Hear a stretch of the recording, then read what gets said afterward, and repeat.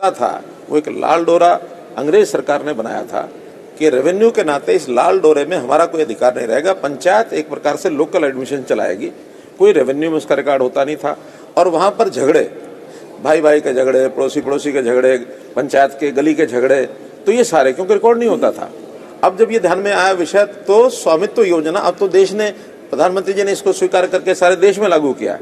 क्योंकि जिसकी जो जमीन है उसका कोई आज रिकॉर्ड नहीं है। आज तो पंचायत को ग्राम सभा में ये बताना पड़ता है कि ये जमीन इस मालिक की है, और उसकी मैपिंग वो हमने ड्रोन से कराई है।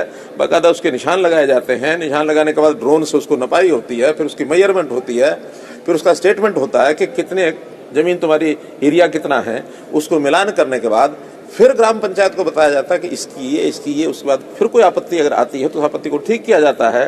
फिर भी किसी को आपत्ति होती है तो डिप्टी कमिश्नर इसकी अपीलिंग अथॉरिटी है, और डिप्टी कमिश्नर को 1 महीने में उसका निर्णय करना पड़ता है। उस डिप्टी कमिश्नर के निर्णय पर अगर उसकी सहमति नहीं है तो फिर कोर्ट भी जाता है।